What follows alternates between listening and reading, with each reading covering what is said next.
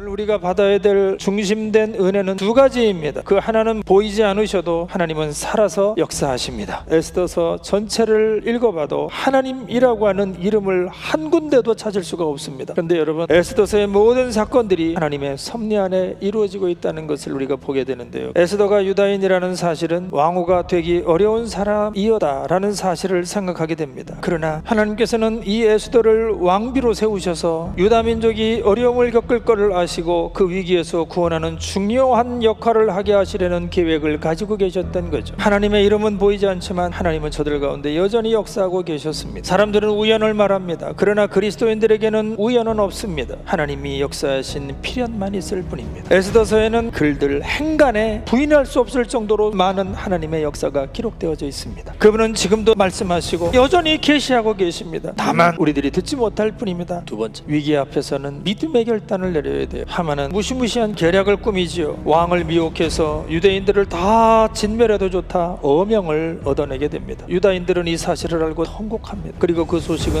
에스더에게 전해집니다. 그녀 인생의 최고의 위기가 다가왔습니다. 모르드게는 에스더에게 이렇게 전합니다. 너는 왕궁에 있으니 모든 유다인 중에 홀로 목숨을 건지리라 생각하지 말라. 내가 왕후의 자리를 얻은 것이 이때를 위함이 아닌지 누가 알겠느냐 하니. 위기는 누구에게나 옵니다. 그런데 그 위기는 위기가 될 수도 있고 오히려 기회가 되기도 합니다. 위기를 만난 에스더는 위기 속에서 끝내 신앙적인 결단을 합니다. 신앙적으로 결단하려 하니 죽으면 죽으리라, 이런 결단도 필요했을 것입니다. 결국 그녀의 그 신앙적인 결단은 놀라운 선한 응답을 가져오게 됐지 않습니까? 저와 여러분은 뭘 하라고 오늘 여기까지 인도해 주셨을까요? 전도하려고 하지 않는 이 시대, 우리에게 예배의 즐거움을 주시고 우리에게 신앙의 삶을 누리게 하신 것이 이 어려운 시대, 이때를 위해 준비하신 하나님의 예비하심이 아닐는지 누가 알겠습니까? 여러분, 결단하실 때 신앙의 결단하셔야 됩니다. 그게 살 길입니다. 그리고 에스더 같은 결단은 아닐지라도 주님 말씀하시면 내가 나아가리라. 여러분, 이 정도의 결단은 우리에게도 꼭 필요하다고 생각합니다. 그럼에도 불구하고 여기 모여있는 우리가 자기와 함께 있기를 원하셨던 주님의 섭리에 우리가 예배로 반응하지 않는다면, 보내사 전도하게 하시려는 주님의 의도에 귀를 막고 있다면 다른 사람들을 통해서라도 주님 말씀을 이루어가겠지만 여기 있는 우리들은 주님의 일에 쓰이지 못하고